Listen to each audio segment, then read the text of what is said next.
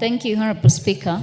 Allow me to appreciate the BPS report and commend the good work done by the team. Honorable Speaker, as we agitate for equal distribution of resources, we must also ensure that we hold leaders who are given taxpayers' money accountable. Honorable Speaker, a very unfortunate photo that I saw trending, and I will not name the county, but it is one of the ASAL counties, of a child who was drinking muddy water in a jug. That child did not make any application to be born in that county.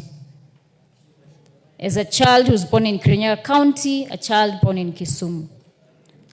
We know very well that we have the Equalization Fund, 12 years plus of devolution, because water is now primarily a devolved function. What do we have to show for it? As members of Parliament, we must ensure that even as we push for more funding for counties and equal distribution of resources, that the same is applied, because this money is a taxpayer's money.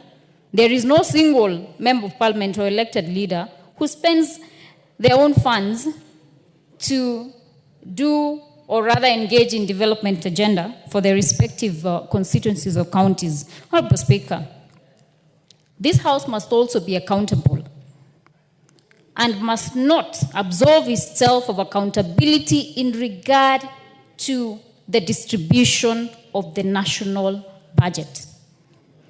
We were treated to a very melodramatic presentation yesterday where accusations were leveled against the Budget Committee and the leadership of the Budget Committee.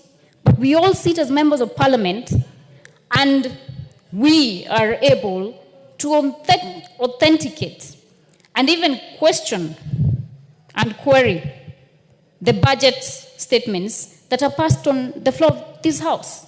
So when I see members trying to bedevil each other individually because of perhaps political inclinations, political realignments will come and go. Perhaps maybe Honorable Kenan and I will be on the same side in the next government. So it is very important for us to quit from bedeviling the now, I don't know whether to say former, chair of budget, Honorable Ndindi Nyoro. And he has not been chair budget forever. He was chair budget for, I think, 2.5 years. He was a member of Parliament for Kiharu prior to that. Members of this House have actually gone to his constituency to benchmark on the work that he is doing for the people of Kiharu constituency.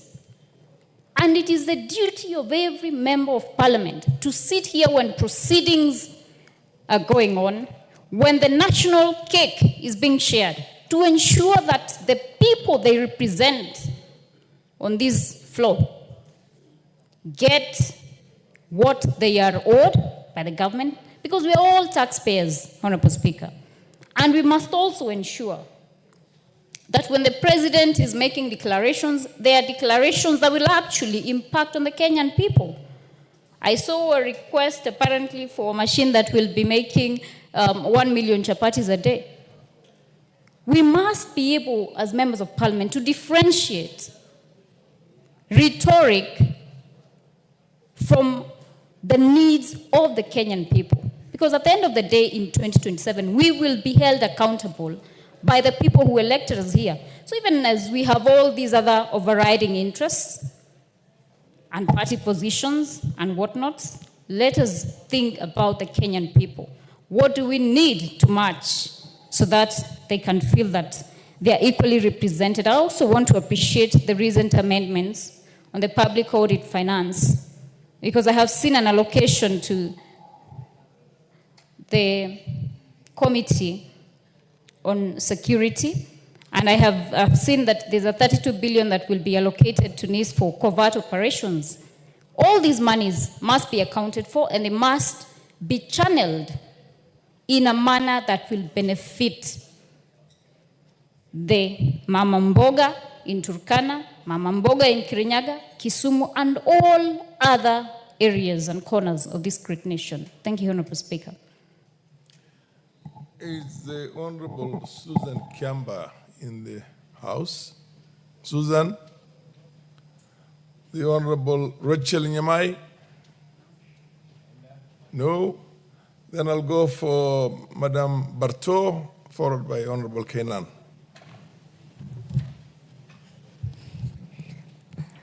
Thank you, Mr. Speaker, for giving me the opportunity to also have my voice in the budget policy statement.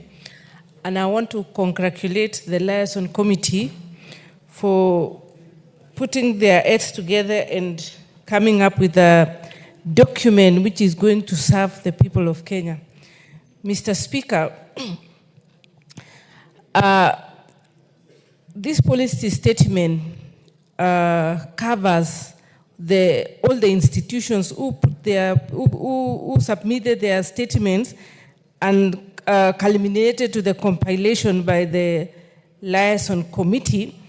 And Mr. Speaker, I hope that in this policy statement, which the end result will be the budget estimates for the 2025-2026 financial year, is going to transform society. I hope it captured the needs of every corner of Kenya, so that we should be able to see the executive carrying out their mandate appropriately, Parliament doing the same, and judiciary expediting cases. And Mr. Speaker, I hope it captured it was a need-based budgetary policy statement, so that we will be able to see our constituencies having electricity in entirety. For example, I represent the great people of Moiben constituency. And as of now, we are at 49% connectivity in electricity. I would wish that going forward, after the budget, we raise our connectivity to 90%. We want to see our roads getting elevated to tarmac, and accessibility in the entire country. The president made a pronouncement yesterday of dualing the Rironi to Mau Summit road, which caters for most regions in Kenya. We would wish that that road is done and with speed that it deserves, so that we don't have crisis when our schools are closing, our children are not able to move from one region to another. We would wish to see the stalled projects being completed within the shortest time possible. In my constituency, Mr. Speaker, I have like 3 dams which have been done since time immemorial. They are 10 years down the line. The contractor shows up on site, disappears. We have a case in point, a school of TVET, which was initiated by Honorable Professor Kamar. That is 15 years down the line. That project, Mr. Speaker, is still a pending project.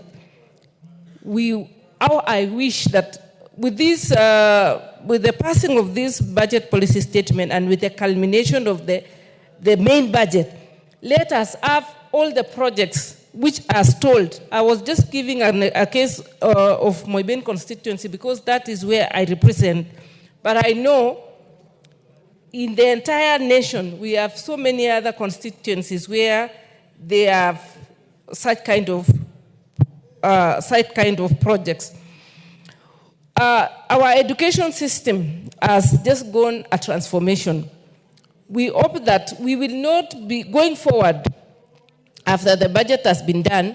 We will not have cases of our students in the streets, our teachers in the streets, our lecturers in the streets, our universities up in the streets, because all the needs which they have, all the resources which they require should have been adequately captured, and also jobs for our young people. I hope in this budget we are going to sort as much as possible the problems which we are facing as society, so that we can have a smooth life all the way in the entire Kenya and outside our borders. Thank you, Mr. Speaker. Honorable Kena.